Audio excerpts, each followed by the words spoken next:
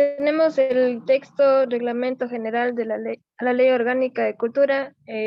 Como integrantes estamos mi persona, Vivian Olmedo, Manuel Poggi y Emanuel Guamán.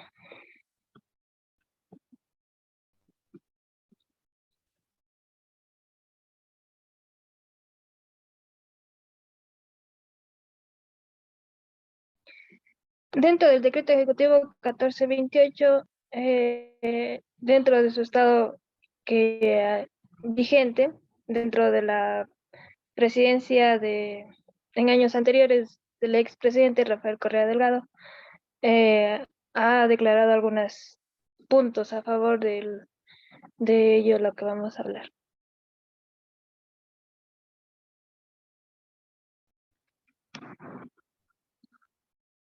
Considerando la Constitución de la República del Ecuador, la Carta Magna, la Constitución y el COTAD, Código Orgánico de Organización Territorial Autónoma y Descentralización, habla del deber que tienen los ciudadanos ecuatorianos de proteger el patrimonio natural y cultural del país, que lo hecho también es construir y mantener su propia identidad cultural, también de proteger, desarrollar y preservar el patrimonio en donde se vive y a la vez contribuir con lo histórico.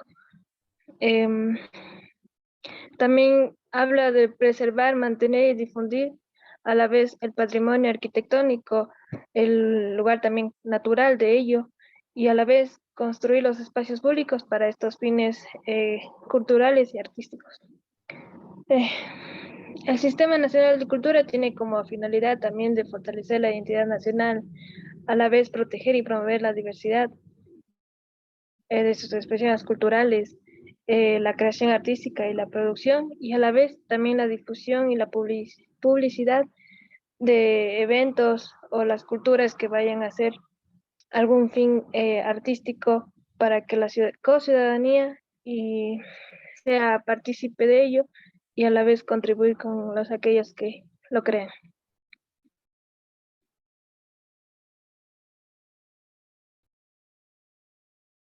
Sí, bueno, dentro de lo que se ha hablado, tenemos el primer punto, el título 1 de las normas generales. Este cuenta con capítulo único, habla del objeto y el ámbito, la política cultural.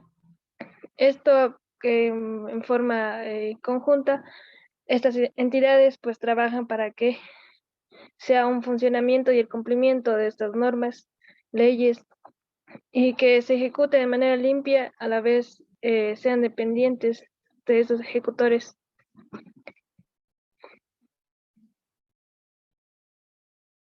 Vamos al título 2, el Sistema Integral de Información Cultural. Cuentan con capítulo único. Habla de la entrega de información a través de la emisión de normas técnicas, que esto como definir los mecanismos para acceder, recoger y almacenar datos del sector. Esto con tal de transformar en información relevante. Las instituciones del Sistema Nacional de Cultura pues tendrán la obligación de proveer la información actualizada. Esto con que la ciudadanía sea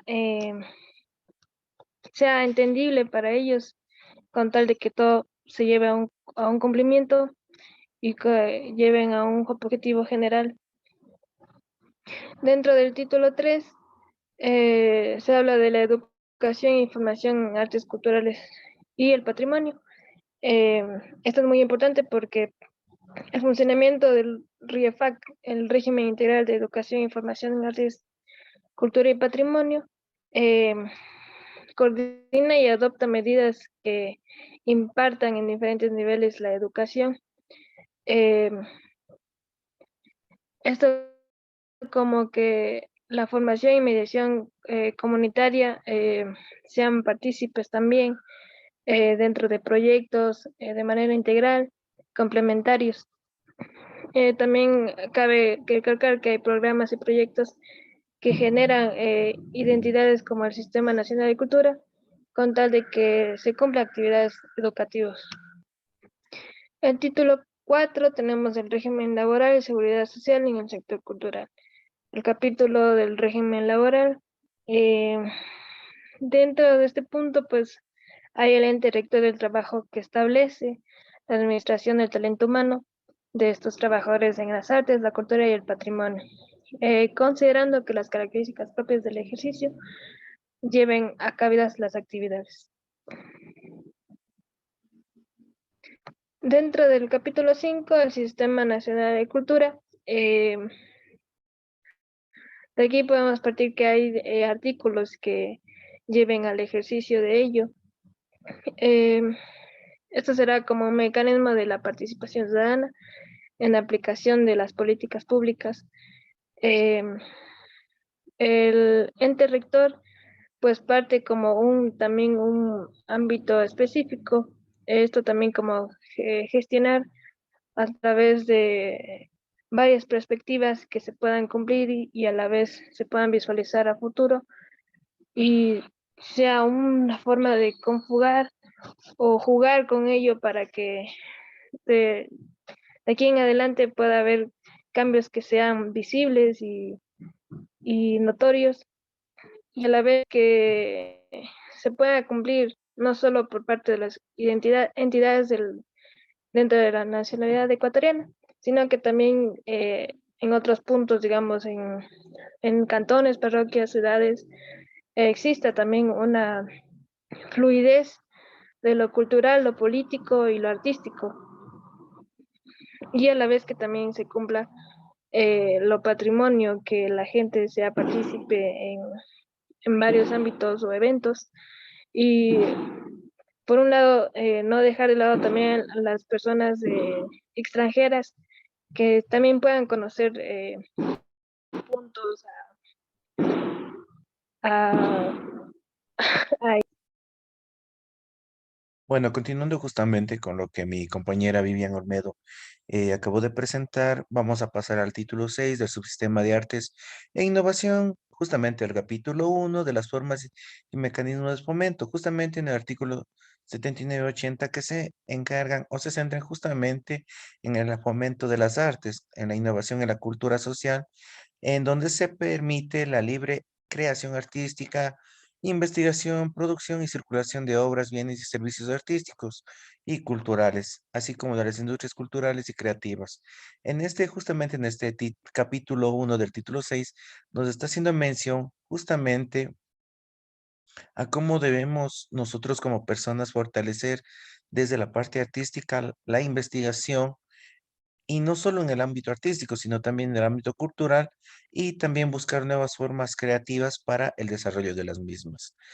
Posteriormente, en el capítulo 7, justamente, perdón, en el título 7 del capítulo 1 y 2 de las formas de mecanismo de fomento, tenemos que, por ejemplo, en estos artículos se desglosa el uso de un fondo que permite lograr la proyección cultural desde un presupuesto que apoye dicho proceso, como por ejemplo en el artículo 84, donde se recalca que de los recursos del fondo, el ente rector de la cultura gestionará con las instancias correspondientes la entrega de los recursos para el Fondo de Fomento de las Artes, la Cultura y la Innovación. Los recursos de dicho fondo serán depositados en una entidad de la banca pública.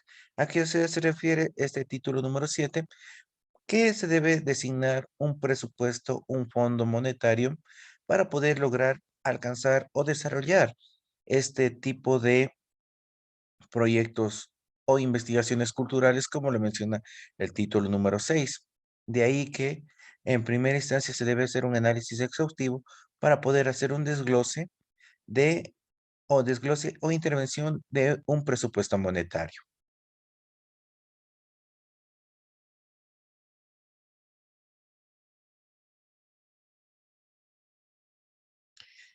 Bueno, pasando al título número 8 de las otras herramientas e instrumentos para el fomento de las artes, la cultura y la innovación, tenemos justamente el capítulo 1, capítulo 2, capítulo 3 y capítulo 4. Justamente el capítulo número 1 del título número 8 nos menciona que el Instituto de Fomento de las Artes, Innovación y Creatividad realizará el plan de implementación de la red de espacios escénicos y se encargará del seguimiento y evaluación de la articulación entre las agrupaciones, asociaciones y demás colectivos artísticos y las entidades del Sistema Nacional de Cultura que dispone de infraestructura de espacios escénicos. Esta articulación será a través de los instrumentos legales correspondientes como convenios de uso, comodato y otros. Aquí estamos haciendo referencia en este capítulo 1 a que se busca implementar o crear espacios escénicos donde se puedan desarrollar estos tipos de proyectos artísticos, como se viene recalcando desde la primera instancia de todos los artículos del reglamento de la ley orgánica, que en este caso el capítulo 1 abarca desde el artículo 89 al 92.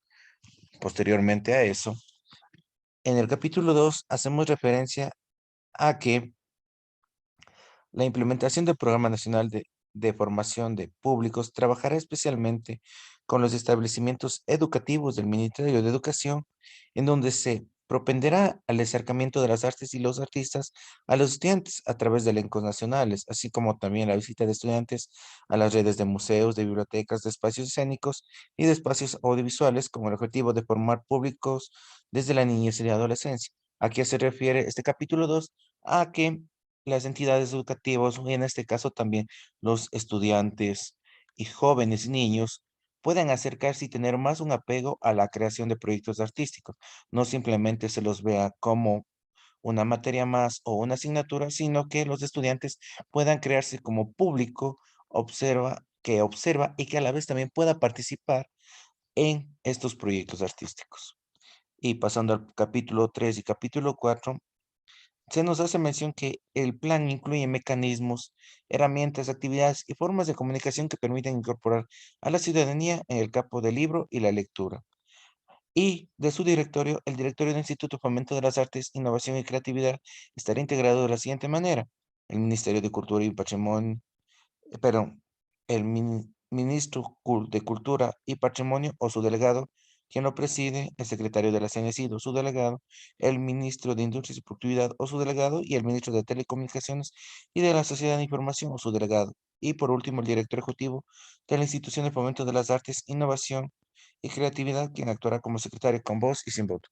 Aquí estamos haciendo referencia a esto, a que se intenta crear una directiva, o bueno, se ha creado una directiva que intente funcionar para poder aplicar todo este tipo de proyectos que se han mencionado anteriormente. Justamente cabe recalcar que para poder desarrollar los proyectos artísticos, no simplemente es de buscar artistas o personas que sepan sobre arte, sino que hay que buscar expertos que permitan el desarrollo de la cultura y el arte dentro de dentro de las comunidades que se alojan o que deberían ser beneficiarias, en este caso, de estos proyectos.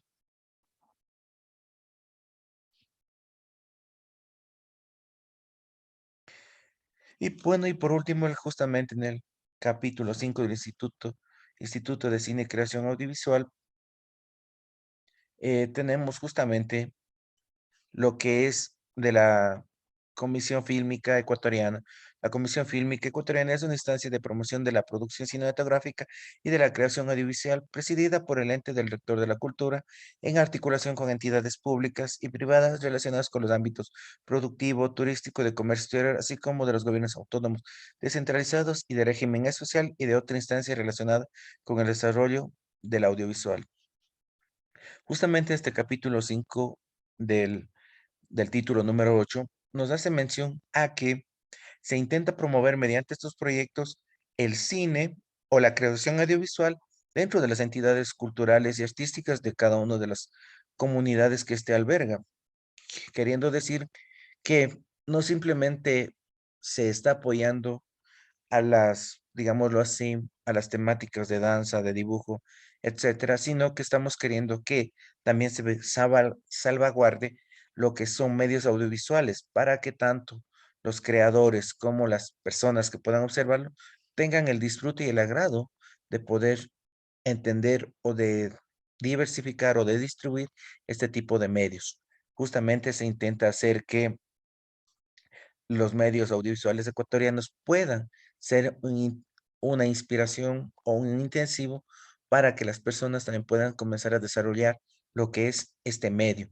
Sin embargo, es también digámoslo como un déjà vu que puede crearse, pero que a la vez también, si es que no existe el apoyo pretendiente, puede cumplir o desaparecer, pero lo que esta ley quiere hacer es que se promueva una investigación a través del medio audiovisual y del patrimonio cinematográfico que éste conlleva.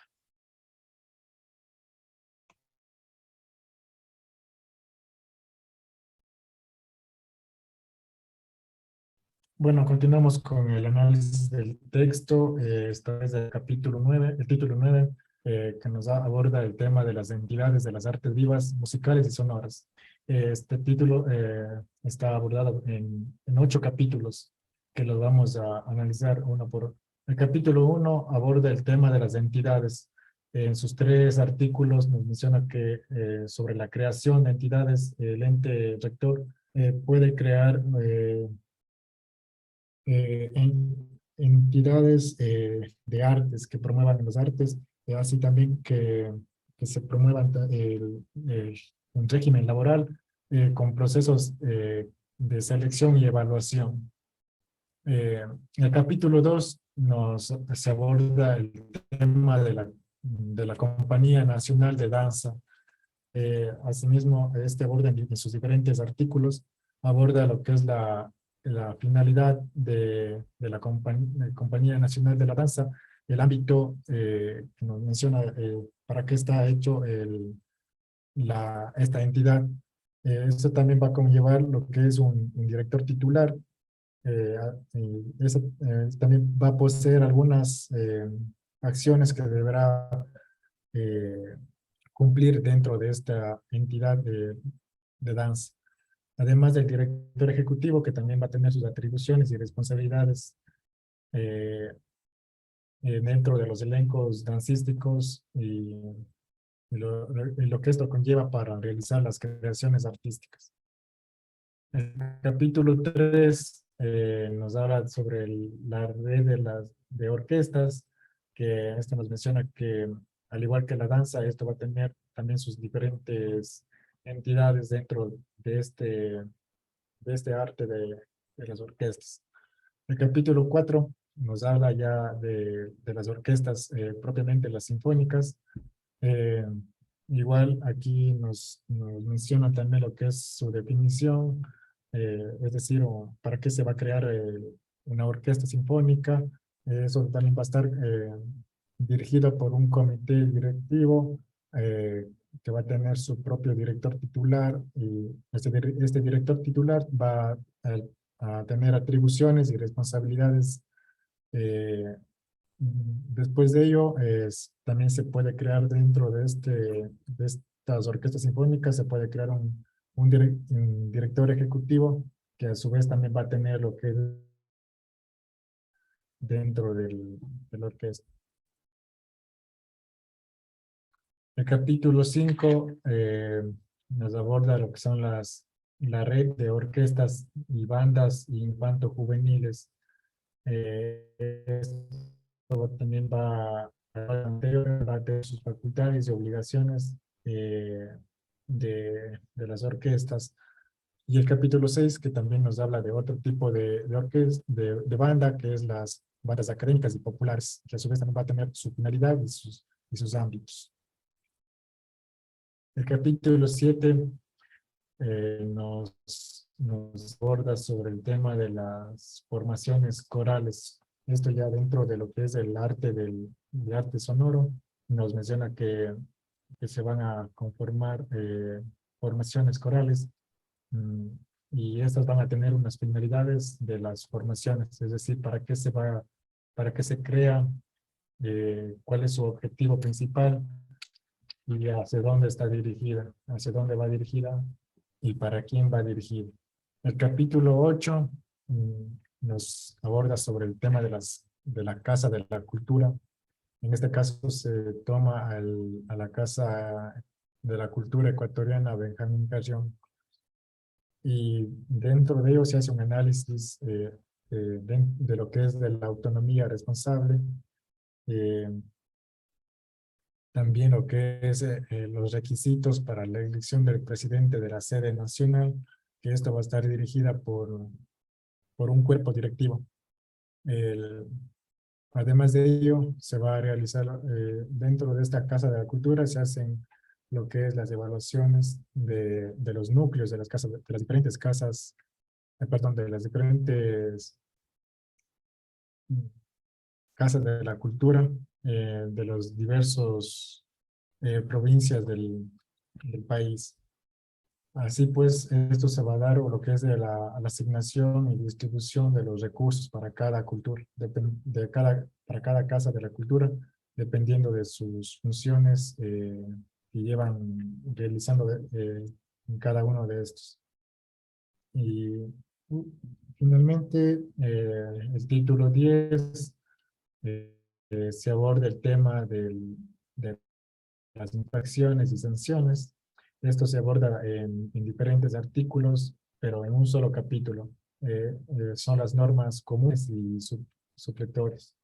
El artículo 142, 143 y 144 abordan lo que son las faltas administrativas. Esto hace referencia de que dentro de las diferentes ramas artísticas que hemos venido analizando, se puede decir así que que se puede realizar lo que es la elección o el vetado de cierto directivo que no pueda cumplir con sus funciones.